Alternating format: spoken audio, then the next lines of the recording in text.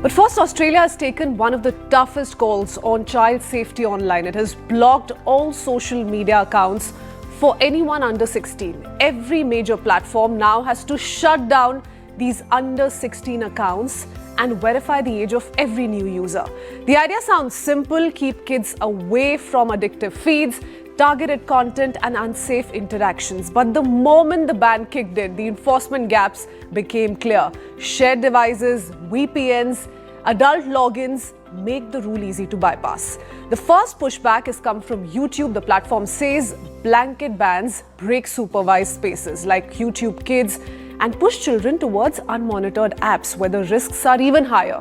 It also warns that education and creative use takes a direct hit with this. YouTube wants a different model, not bans but safety tools that target harmful features like limits on autoplay, stronger parental controls, privacy safe age checks, and one common safety standard across platforms. This debate is global now. Governments see the ban as a template for future rules.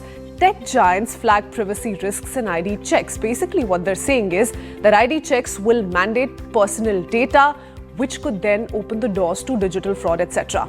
Child rights groups remain split on whether bans actually reduce harm.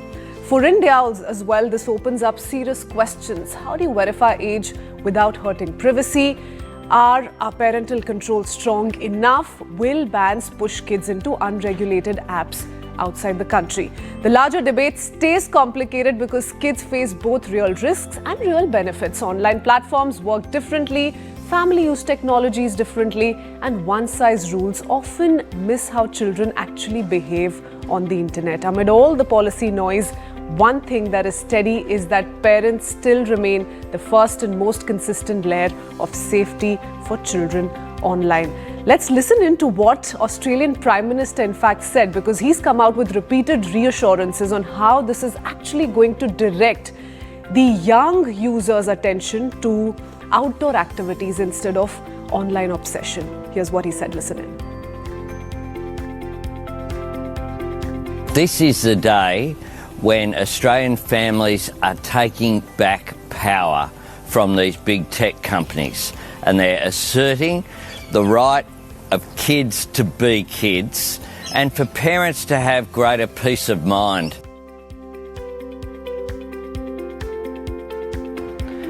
All right, let's now go across to our experts joining us this morning to make sense of this. With us, we have Dr. Geetika Kapoor, consultant child and rehabilitation psychologist at Max Healthcare, and Nirali Bhatia, also a cyber psychologist, a psychotherapist and internet addiction therapist. Thank you to the both of you for sparing the time, being with us here to really take this important conversation forward, because who knows, we might just see something on similar lines play out in India as well.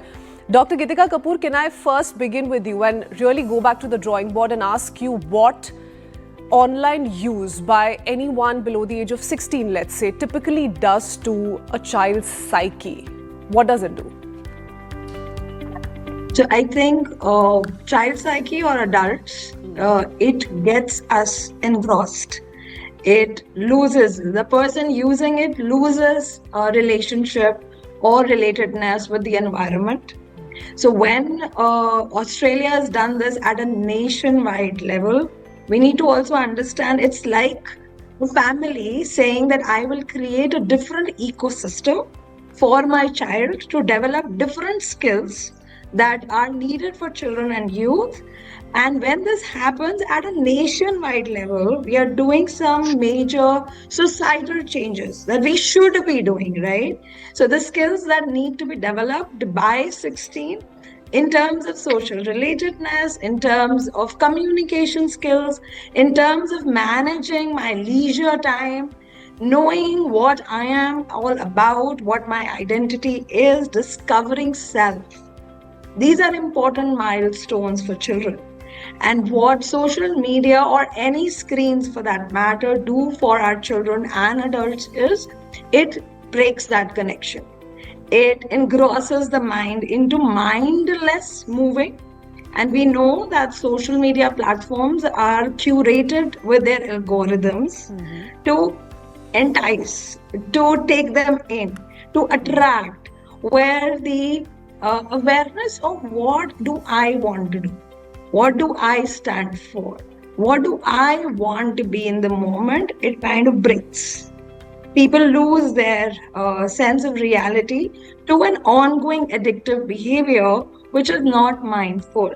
So children get affected by similar things manyfold because they do not yet have the skills Yeah. of executive And functioning. it's a where they developing can brain still, especially for those under 16 or 18. Your brain is still in the developing stage. Dr. Kapoor, just taking that point forward, isn't there a flip side to that as well?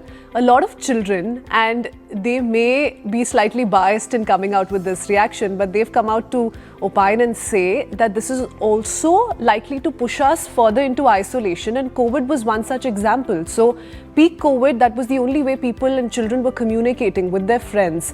In fact, with their classmates as well. Online classes were happening through and through. Is that also not a possibility then? Are we not looking at the other side of the story? So yes, very well asked. I think when we do a ban, we need to know that we are taking away something. The important thing is what will they give as alternatives. Yeah. And when they're doing an experiment at a nationwide level, I am very curious on what they give to their children in terms of what you pointed out very correctly, social connectedness, emotional presence of others around them. I do something, others notice, others respond. They are in pain, I reach out to them. So these alternatives are very, very important. Otherwise, it will become a power struggle between the grown-ups who have the authority and the power. So what the Australian, Prime Minister just said, they are taking away the power. And when children, especially youth, are very vulnerable to these equations of who has the authority, whether they have the agency to choose what they want to do and do not want to do. So for me, very important will be what they create at a societal level as grown-up habits. People who are grown-ups, what they do with their gadgets and social media in places where children are present, whether they are parks, whether they are malls, whether they are families, whether it's neighborhood, whether it's schools. Because that's when we say that social media usage, mindful social media usage, is the new habit we are trying to develop. It's not only for children and youth, it is for the entire society. We all are going to be in it together. So it's not only going to be the little ones who do not have the power and agency. But how do you strike that balance in a country as diverse as ours? That's where the challenge comes in. That's why perhaps there are countries that are experimenting, to this extent. Wherein Australia's come out with this, there are other countries like Denmark, Malaysia, very much taking strong cues from this move and wanting to implement this going forward. Ms. Bhatia, let's quickly, then take in your perspective. Tell us whether this cutoff age of 16 is ideal given the online behavioral pattern in adolescence. Let's begin with that first. Hi, good morning, and thank you, Christine, for having me over here. These age numbers have been there in the system for various activities after a thorough research. We all understand that children are in a developmental age, and until a certain age, certain areas of brain, certain capabilities are developed, right? Ideally, until the entire prefrontal cortex is developed, which helps us in decision making, which helps us in, rational understanding, etc., it takes about 19 to 20 years. So whether 16 is the ideal cutoff age or not is different. But yes, we are looking at from the perspective that by the age of 16, the child is now in class 10.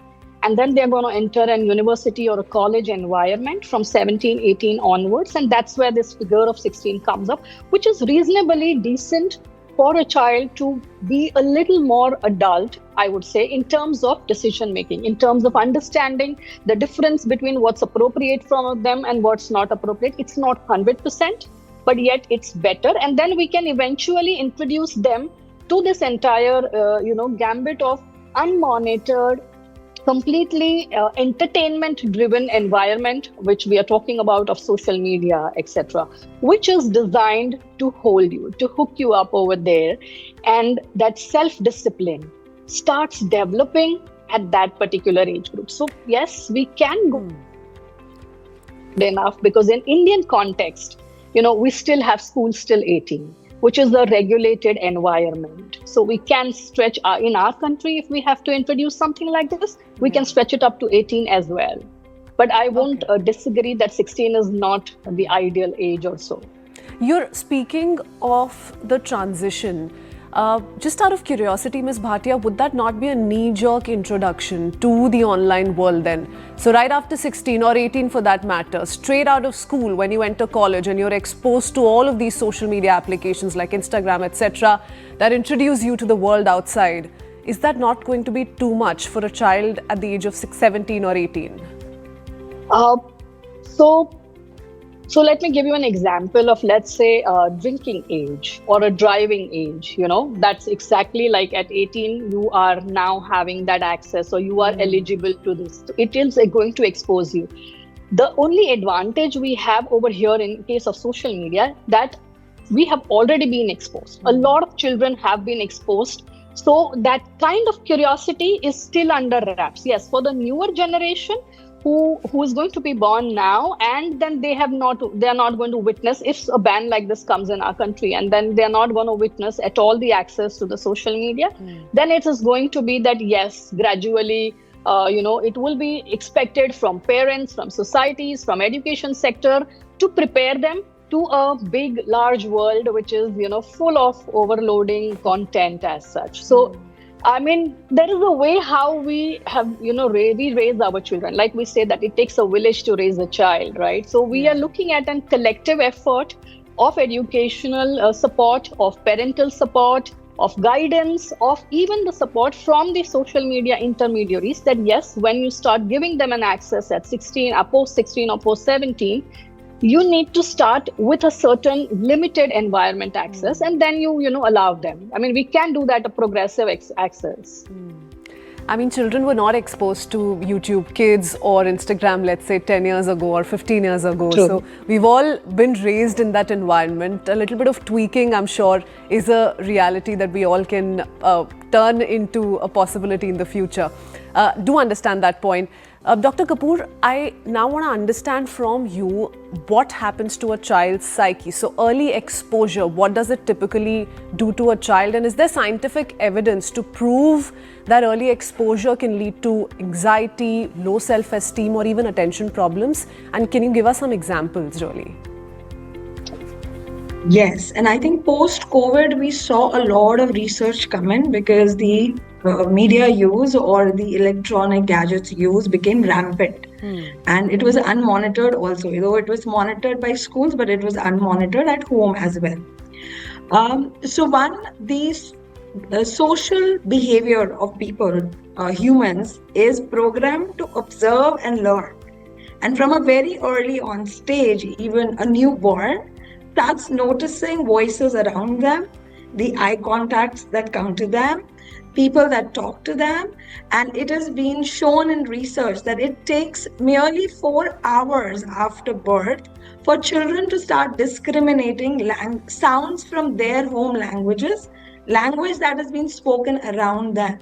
So when we see the plasticity of the brain, how brain is developing so rapidly, it is the environment around them, sounds that they hear, things that they see, people that they see, the facial expression, just a human eye-to-eye contact, who's talking to them, the tone, how we say, come down to a child's level when you're trying to talk to them in a different tone. Do not be harsh and alarming when you speak around children. So those are the influences that we need to know, that early on, children are very sensitive. They do not yet have the skills to know what is it. It is dangerous. Is it peaceful? Is it safe for me? And their nervous system is still not balanced to know, do I need to get started? Do I need to have responses that I need to be safe from?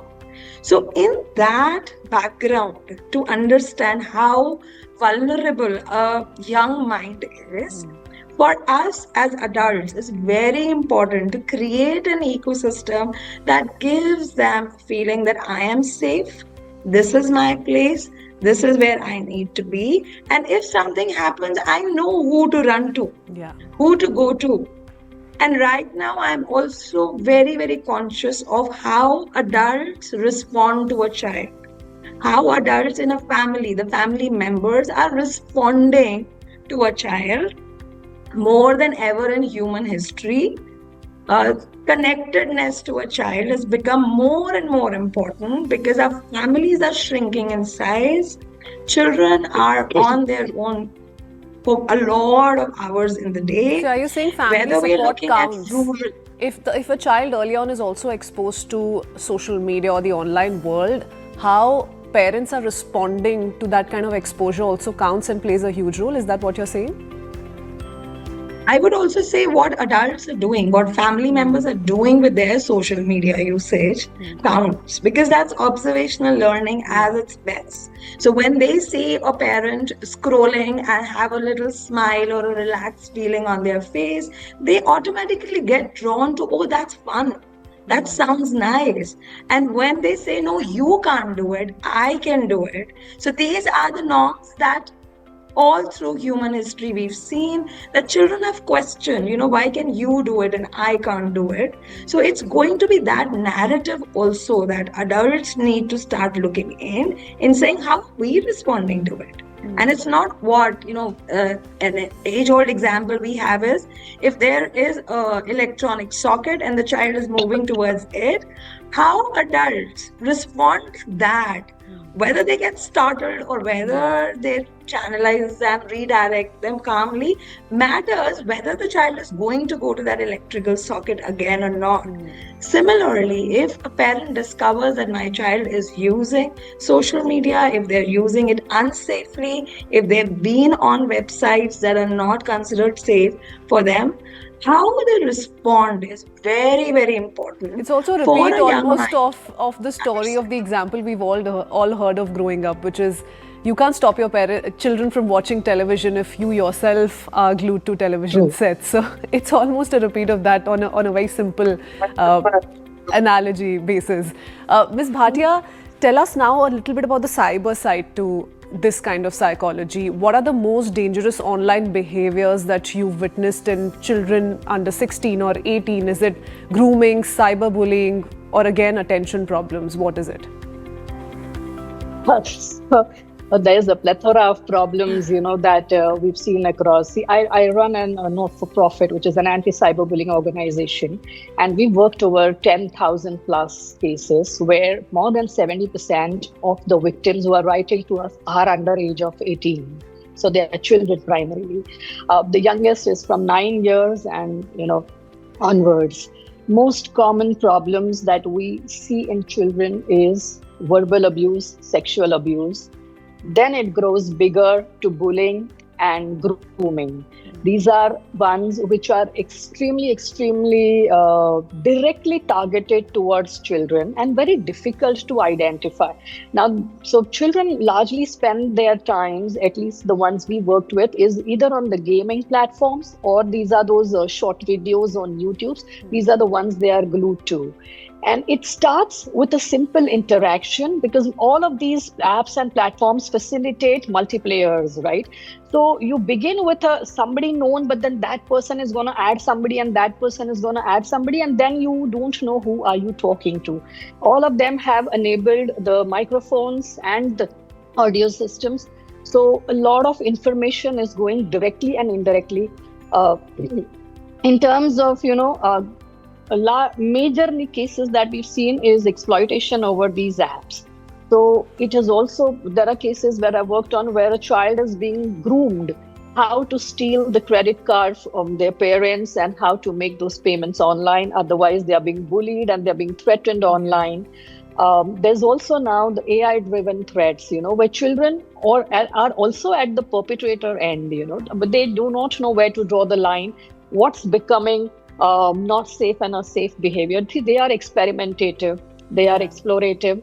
So all these tools Curious. that we talk about, yes, they're absolutely very curious. And the tools that we talk about, like AI is a buzzword today. So they are also experimentative and they're curious that, okay, what is that? And there are tons of apps which allow you to, play with your own pictures. Sharing of pictures, sharing of inappropriate pictures is another big concern in children, which is a lot more exploited through the groomers and the perpetrators online. So there are various types of threats, from a simple, verbal exchange of verbal abuse that starts. So the language that they are exposed to Sure. at not appropriate age is the beginning point, till they facing major, crimes such as stalking, Yeah. bullying, extortions, grooming. All of these, I mean, they are Akshay Kumar exposed was, to. once such celebrity to have spoken Yes. about it openly, and that conversation has been ongoing since. This is yet another turn where that's seeing to that conversation. Ms. Bhatia, True. what do you say to those? And there are experts who've come out and said that this could also be counterproductive, that this could increase the risk of cyberbullying, etc., or be counterproductive in the sense that children may resort to using other unregulated applications or websites, VPNs, for instance, dark social applications. How do you address that concern? So, firstly, in my personal opinion, I am completely in favor of a nationwide ban. We have, for years now, COVID was the catalyst where we had unregulated access and unlimited access at every age group. And since then, and we identified those problems also earlier, since then we've been struggling to get, a moderate usage. Screen time is a big problem, regulated content is a big problem, and these cyber crimes. Now it's been years and we've still not come up with a solution. So something grave that we need to put a stop to immediately requires a, nationwide action and effort. I am not, saying that yes, it's going to be 100% success for everything. Like, let's take an example of when PUBG was banned, when Pokemon was banned. There is going to be initially that kind of, breakout where people will look for alternatives. People will look out for, escape ways through VPNs, etc., to, faking their age group and all. But over a period of time, it is more acceptable because it's now generalized. Your peers are not having access, so there is that curiosity that is taken away, and you're not singled out. Plus, it's a continuous process. It's not like once you ban it, your job is over as government. No, it does not work like that. Yeah. You need to have, a progressive system where you are going to eventually close down all the loopholes. So it works at multiple levels with a parental support. Don't Parental introduce support being ban. the key. Ms. Yes, Bhatia, we're don't running out of introduce time. ban as an, We're running out of punishment. time. So very quickly, last 30 seconds to Dr. Kapoor as well. Dr. Kapoor, speaking of parents, how much of a responsibility lies with them, and what would your quick tip be to parents who are in countries that are already implementing this or countries that are looking forward to this? What kind of role should they play? Because a lot of people are saying if parents, for instance, give in to the pressure and give access to applications through their accounts to children, that's going to be dangerous indeed, and it's not going to make a difference at the end of the day. Right. So I think parents need to stay patient, be around, know that how to monitor their child's gadget differently because there are applications available even for that. Also come in to spend more time with the children. Do not leave them in a vacuum. Try to build a social network which keeps the child engaged and busy. Also work closely with the schools where when they send out homeworks, assignments, how to moderate the gadget usage so that it's not becoming a barrier or a tussle between the school and the parent. So it needs to be that system around the child where they're not left without anything. We need to give them something, right? And what is that going to be? That will need creativity. And I'm really looking forward up to Australia right now to say what creative solutions do they come up to instead of just forcing children towards them. Correct. And also possibly for parents, it's high time not to hand over phones and gadgets to their children when they're not eating their food, when they're distracted, or when parents, for instance, need me time. Thank you so much to the both of you. It was wonderful having you on board the Breakfast Club. Thank you for decoding that all-important Thank story. you. Let's see how this shapes up going forward. the other countries that take up this step, and will India follow suit? In what capacity?